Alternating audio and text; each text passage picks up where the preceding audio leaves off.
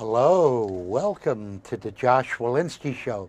And today we have a real treat. We have a great Caribbean American author, Trish St. And she just wrote a brand new book, Beneath the Golden Mango Tree. Trish, tell us about your new book. Go ahead. Well, my book, as you said, is called Beneath the Golden Mango Tree, and this book is a Caribbean immigrant assimilation story. There's 7 different pieces to the story. The main story is the immigrant story, but interwoven in the fabric of the main story are several different things. You have a story of, for instance, sisterhood. You have a story, a coming of age story, and you have a story that gives us a lot of historic information that you would not really find other places. So, I mean, you will find it in other places, but it's probably not the type of information that the average person would have heard about. So this is it has many facets to it. Yeah, well, you know, what I found very interesting about your book is that it's also about an indigenous group of people who live on St. Vincent's Island in the Caribbean. And your heroine, Felicia, is part of that group. And here, when she immigrates to the United States, she settles in the People's Republic of Brooklyn. Would you tell us a little about her group and everything, her indigenous group? What is it, the Garifuna people? Garifuna. And let me start out by saying I do not want to misrepresent the book as a book on the Garifunas, but it does spend a significant amount of time talking about the Garifuna people, educating us about them and their experiences. That is the historic part of the fabric I'm talking about, of the story. The Garifuna people are a group of people who resulted from a mixture between shipwrecked Africans, people that were intended for slavery, and the indigenous people in the Caribbean, specifically the island of St. Vincent, which is where I'm from. The Garifuna, it is estimated that around 1630 or thereabout, 1635 or thereabout, there was a shipwreck of Africans coming to the Caribbean to be slaves. The people made it ashore to a small island off of the island of St. Vincent, or the country of St. Vincent and the Grenadines, and later made it onto the mainland. That mixture of those shipwrecked Africans and the indigenous people produced what is today called the Garifunas. In the old days, the British would refer to them as Black Caribs, but they are the politically correct name for them is Garifuna. And so most of us on this little island of St. Vincent actually have Garifuna ancestry and did not know until fairly recent times that this was the case. I didn't even know, for instance, that there is such a thing called, or such a group of people called Garifunas. And most of us have the ancestry. I happened upon this information probably somewhere about 12, 13 years ago, not sure of the exact timing, but for sure a little bit over 10 years ago. When one of my sisters told me that people have always asked her if she was Garifuna, and I said, well, what's that? Because I truly did not know what it was, or what a Garifuna was. And so I became curious and began to read. She sent me some books when she returned to the islands and started reading. Subsequently spoke to people who are historians and things like that, and started to find out about this fascinating group of people and what they stood for. So when I decided to publish my book, after writing it 25 years before it was published, I wanted to write another book on the Garifuna people because it really fascinated me, and I later found out that myself and most Vincentians, frankly, have some of that ancestry. And so I wanted to, it was like a missing piece of myself that I wanted to write about. And when I wrote the book and my editor looked at it and I made that comment that I would like to write another book about the Garifunas, he said to me, you know, maybe you can do both things in this one book. And I said, well, how can I do that? And he said, well, you know, you can make the heroine or your protagonist a Garifuna. And I said, oh, that's going to be a lot of rewrites, etc. You know, the name change even, because Garifuna people in St. Vincent typically, not all of them, but typically has most French-sounding names. And so I thought, well, you know what? It's easier than writing a second book. So Felicia Jones, who's my protagonist, became Felicia Francois, and the story took on another angle. And what I did with this story is I try to have Felicia's have the Garifuna people, their culture, their customs, their history, be told to the voice of Felicia. So that's how that came about, and that's just a tidbit of what the Garifuna people are, who they are, and what they stand for. Yeah, yeah. What's really amazing is you've been working on this book since 1984. There are no miracles. That's a lot of work and a lot of effort and a lot of thought. And here I want to ask you the good question. What have you taken out of your personal life experience which has become part of the book? Well, I think any writer who wishes to write in a convincing manner would always use tidbits of knowledge, personal knowledge or experiences. And so while I would like to make it clear that the book is not an autobiography rather, of me, because it certainly isn't, it is a book that has many little pieces of my life. Coming to this country without a green card, working as a nanny in my first year being in this country, and just the adjustment or adaptation that the average immigrant goes through. And I don't want to make this to be just a Caribbean immigrant story, even though the characters are, and it speaks more directly to that group. It speaks, I think, to any immigrant group, because this is the typical things that immigrants go to as they adapt into American culture. So my experience was very much similar to Felicia's in that regard. Yeah, yeah. Well, you know what I want to ask you, Trish. You mentioned that you did work here as a nanny. Now, Felicia did not do that, right? She did do that. She did? Yes, she did work as a nanny. Now, here is what I want to ask you. Am I being hard on my Caucasian brothers and sisters? Now, remember, you're going to hear something now that you would never hear in corporate America. I live on the Upper West Side, and I can't help but notice all the beautiful women of color taking care of Caucasian babies.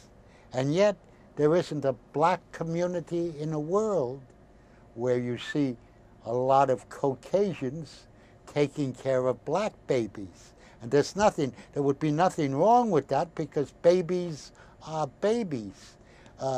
So let me ask you one question that a young black man suggested to me.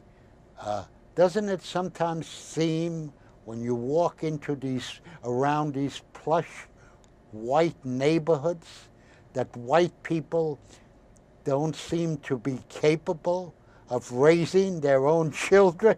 What do you want to say about that? Well, I don't think it's that they're not capable, but here we have a power issue. Because if you have the money to hire someone, you're capable, you're certainly capable of doing it, but do you want to do it if you could afford to not do it? Oftentimes with people of color, especially someone coming to this country that does not have the proper documentation, they do not have that luxury. And they're basically just trying to survive and get a job and take care of themselves. I remember years after I had been in America and had gotten the green card and gotten the good job and you know, live on Long Island and do the things that many immigrants aspire and end up becoming, I would sit at lunchtime from my corporate job in the park, and I would see the black nannies with the white babies, and I would always, you know, chat with them. And sometimes I just sit aside and not necessarily talk to them, but just observe, because it takes me back in time. It takes me back to a time when I had that experience. And it doesn't make me angry in the sense that I understand what's driving it. I understand that, again, you don't have proper documentation. You're not going to be going into a corporate office and get a good job. Okay, so you do what you can. It's a survival tactic. Okay, it's surviving. You have to eat. You have loved ones back in the Caribbean that's probably, you know, in need of sustenance, financial sustenance, that you're going to be sending to them. So that dictates what you will do, which is just about anything sometimes, just to make a living. Well, thank you for answering that question. And I want to go back to Felicia. So what are some of the trials and tribulations that Felicia experiences as a new immigrant in Brooklyn? Well, I don't want to give too much of the book away. But I think some of the adaptation is, first of all, you go through that culture shock. You go through that culture shock that many of us, when we leave a good job, and Felicia had a type of white-collar job, so she leaves it, and she comes to America. I had my own business at 20 years of age before I came to America. So you come and you're kind of shocked, because most of us, as young girls growing up in families, and I'm not saying our families were wealthy, but I came from a middle-class background.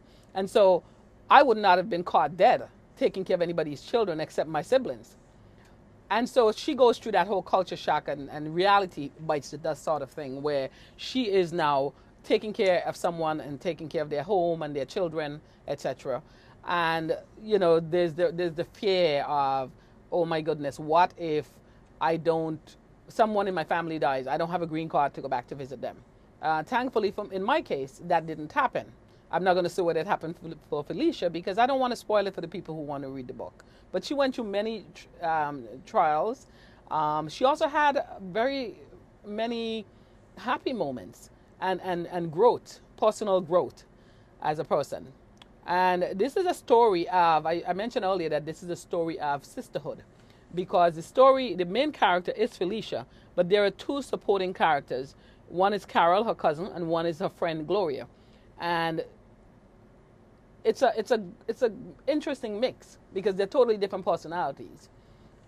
But yet you can't help but feel love, you know, towards all of the characters. In particular, Gloria, who many may see as very flawed, but who I think teaches a bigger lesson in some strange way than Felicia. And I'm not going to, again, I don't want to say too much about what the book is about, but we learn many lessons from reading or listening to Gloria's voice in the book. Yeah. Another thing I want to ask you, because so many of the viewers out there probably want to start writing their book. How do you work as a writer? And what are your suggestions? What are the best techniques that you know of creating, of originating and managing creativity? What are the ways that you work to get your novel completed? Okay.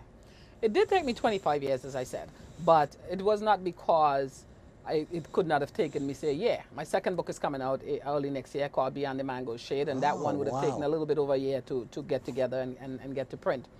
I think the thing is, you have to develop a discipline. Beneath the golden mango tree, the story starts under a mango tree back in the Caribbean, and I'm not going to say what the mango tree signifies, but I think most people come away with an idea of what it signifies. But I think the mango tree, if nothing else, it was a place of solace. And I remember as a young girl my tree was a coconut tree, and it was a rock that sits not directly under the coconut tree, but it was a little bit away so that coconuts won't fall in my head.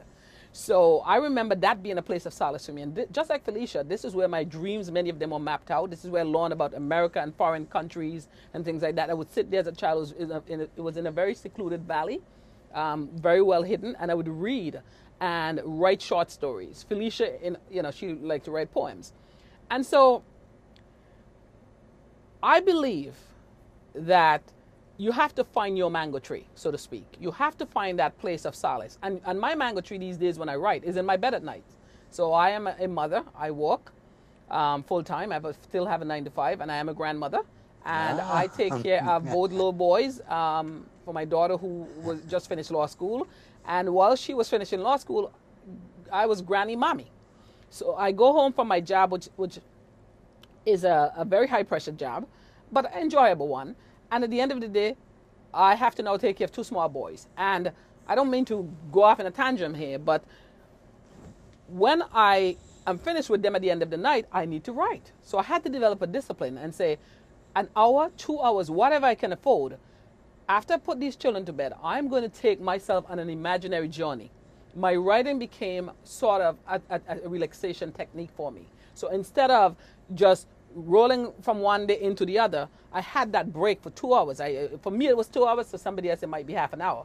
And I would basically just, sit on my bed with my laptop and just take myself off to an imaginary place where I could let my characters be whoever I want them to be.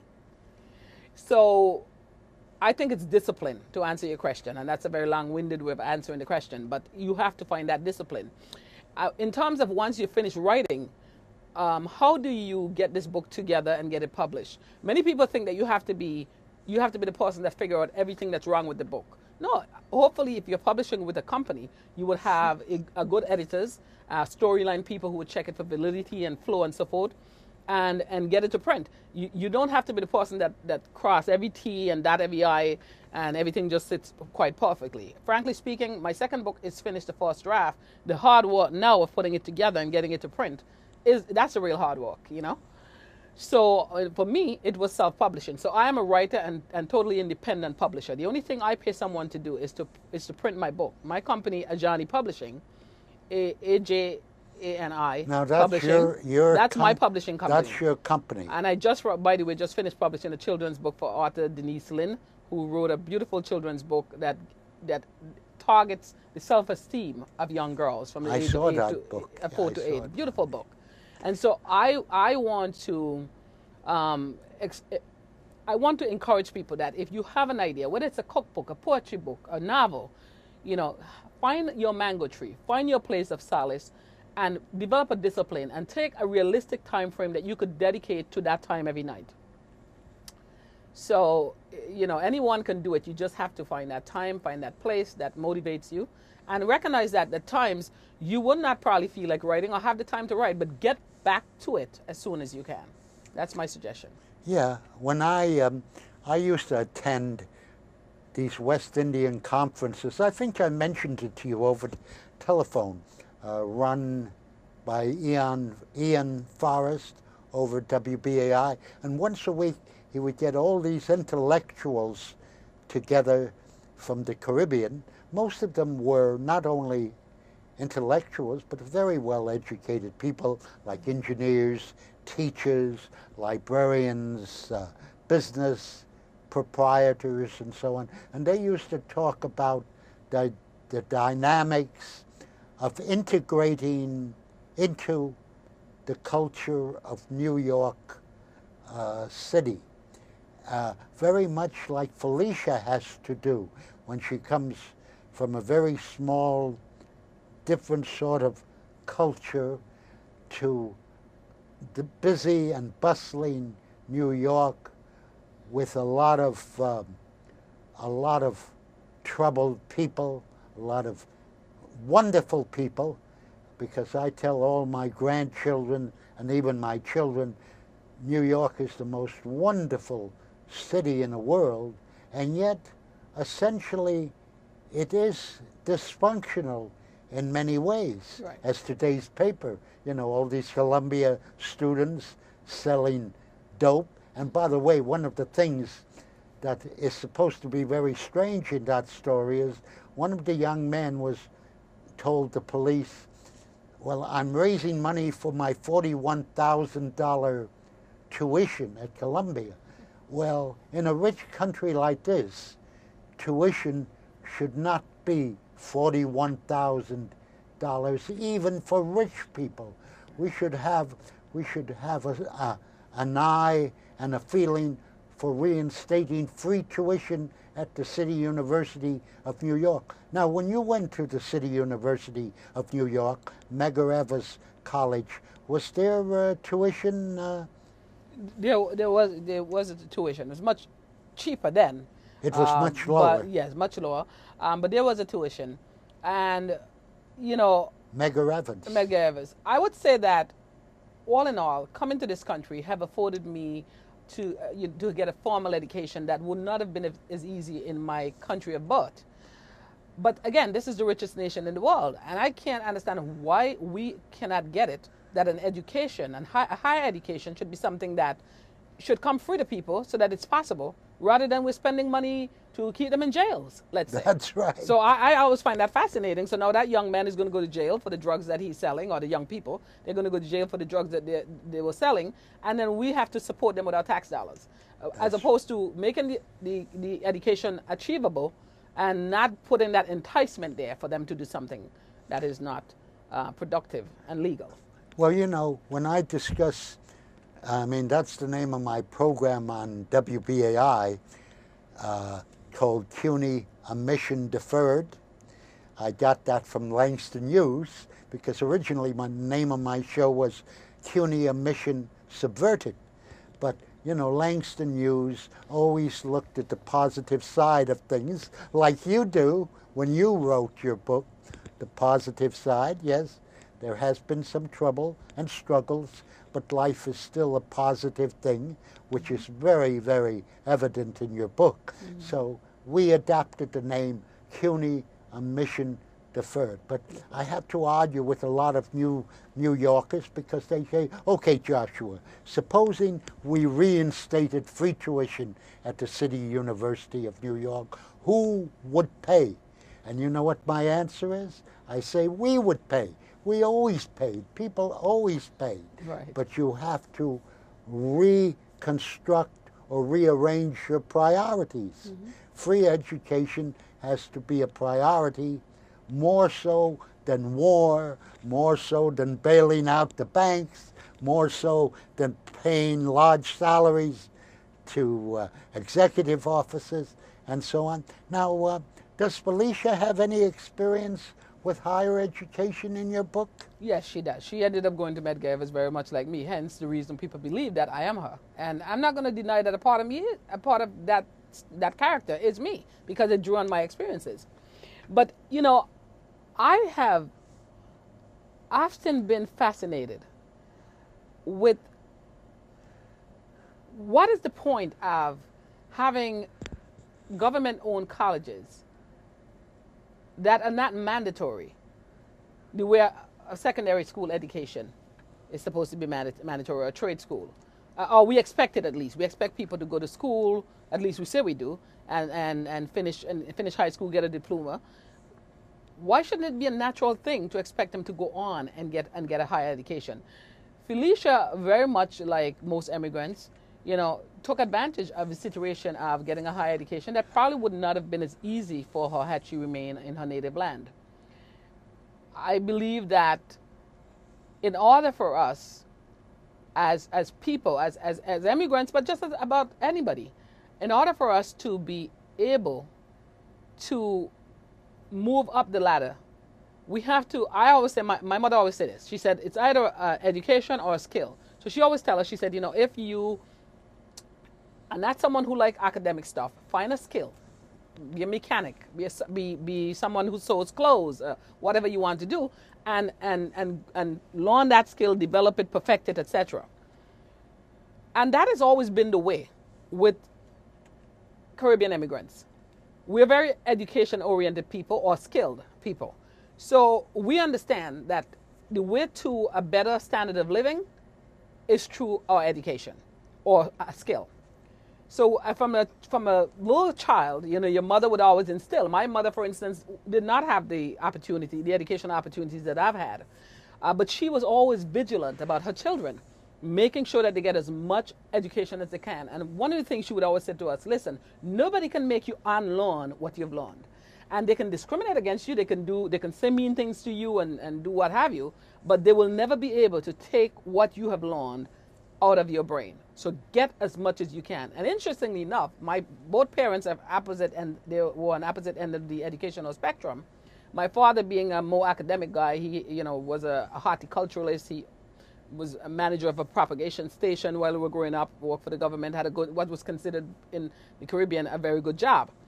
and a man who was very well respected. My mother came from a poor family, and education was not one of the things that they could have afforded, frankly speaking, to really focus on, because times were tough and just trying to survive was a task. But interestingly enough, she is the one that has pushed us the most. Not that my dad didn't push us, but my mom knew the importance of an education, because she never had the chance to really get a full education. So she always pushed us children and always instilled in us. And I remember I remember going to Medgar Evers, and then I got married. I went to Medgar Evers, and then I dropped out to have a baby. And it took me a little while to get back in. And one day, my mom, who was here, you know, she was working as a home health aide, not making much money. It was not unionized or anything in those days. She brought to me, I think it was $700 and something at the time. And she said to me, take this money and get yourself back into school. The rest is your books are your problem, but you get yourself back into school. Now, here's my poor mother not making anywhere near what I'm making, and she is begging me to come back, to basically go back to school and get my education. I couldn't turn it down. And to this day, I always remember that she had the insight, you know, to say, listen, you need to get your education and prepare yourself, finish your education and prepare yourself for life. And today that has really, you know, helped me in many areas of my life. You know, Trish, we know that the value of an education. I wanted to say one thing. This has been the Josh Wolinski Show, and we are going to put this show up on YouTube. We're going to do a second part, but I want to remind the audience that there's a very, very great immigrant of the Caribbean that's on every $10 bill. A gentleman who was born on St. Kitts, I believe. No, St. Nevis. Alexander Hamilton.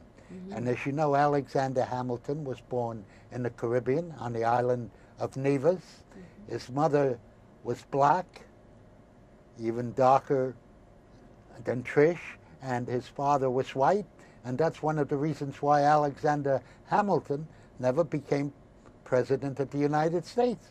Because like Arnold Schwarzenegger, he was born somewhere else, and he wasn't qualified to become president of the United States. I'd like you to have the last word, Trish. Go ahead. I think I just want to say that this book has been a real joy for me. It has been a book that, even as I read it afterwards, have really taken me back, and has really been an education. And it certainly is a book that I hope will bring a lot of enlightenment to people who read it. Thank you very much, Trish St. Thank you very much.